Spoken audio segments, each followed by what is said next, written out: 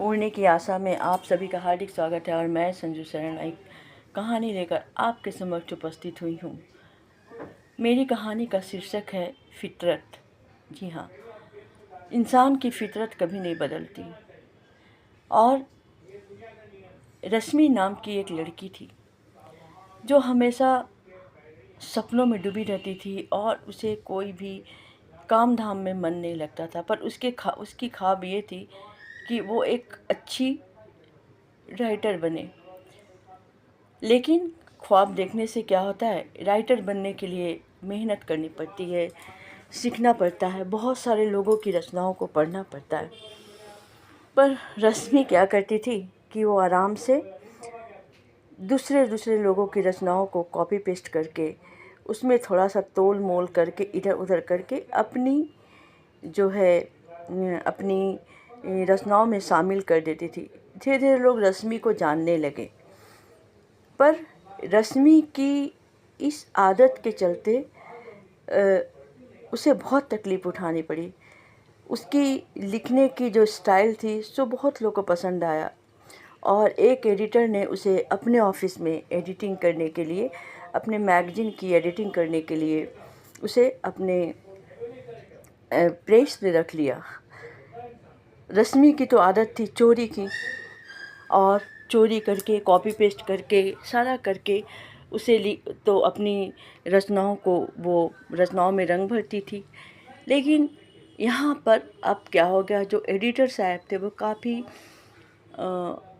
सभ्य इंसान थे और उन्होंने रश्मि की क्वालिटी पर ही उसको जॉब दिया था। लेकिन रश्मि है, उसे तो चोरी करने की आदत थी। इसी की वजह से एक दिन रश्मि को उसके सर ने रात में बोला कि तुम इस विषय पे जो न्यूज आया है इस विषय पे कुछ तुम अपनी राय रखो।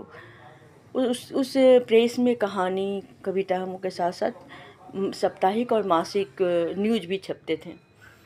अब रश्मि क्या करे, रश्मि बहुत परेशान हो गई। वो अपनी सहेलियों से मदद मांगी। सहेली होने के नाते सुमन ने उसकी मदद की और वो फिर न्यूज़ को वो बढ़िया से उस न्यूज़ को लिख दी। तो एडिटर साहब बहुत खुश हो गए। बोला, वाह, तुमने तो बहुत अच्छा काम किया रश्मि, तुम में बहुत टैलेंट है। और उसकी पदोन्नति हो गई।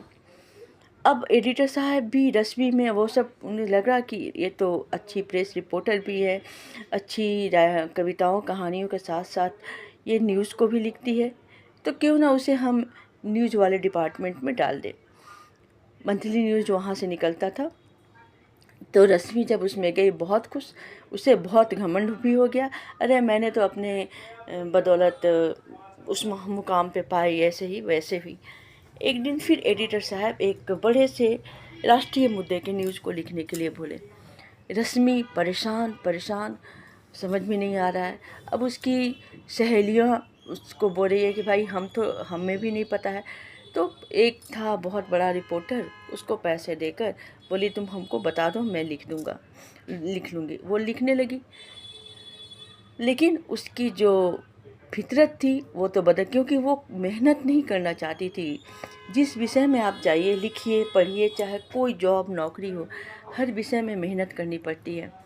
धीरे धीरे रश्मि का नाम तो हो रहा था, लेकिन अब उसके अंदर वो डिप्रेशन में जा रही थी, क्योंकि हर जगह से उसे कोई भी टॉपिक मिलता था तो अपने दोस्तों से, मित्रों से, क्योंकि उसके बहुत सारे पत्रकार राइटर मित्र थे, सबसे राय मशवरा सलाह लेती थी। अब लोगों ने भी उसकी कमज़ोरी को समझ लिया। बोला ठीक है, मैं ये कहानी लिख दूंगा, लेकिन इस कहानी के एवज में मुझे 1,000 चाहिए। कोई बोला हमें 2,000 चाहिए। और ऐसा करते करते रश्मि की ये आदत हो गई कि अपनी रचना लिखने के पहले जिससे लिखवाती थी उसको पैसे देने लगी। और एक दिन एडिटर साहब को ये पता चल गया, क्योंकि उसने दूसरे की स्टोरी को चुराकर उनके न्यूज़ में डाली थी। और वो पात्रों को भी, कम से कम पात्रों का नाम भी बदल देती, लेकिन पात्र का नाम भी नहीं बदली थी। एडिटर साहब काफ़ी गुस्सा हो गए और फिर रश्मि को अपने ऑफिस से निकाल दिए। आज रश्मि पछता रही है, लेकिन पछताने से क्या है, उसे फिर उसको सही मार्ग पर लाएंगे तो फिर भी वो उसी पथ पे चलेगी।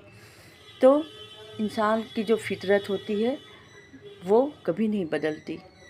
इसी के साथ मैं संजू शरण आपसे विदा लेती हूँ। जय हिंद, जय भारत।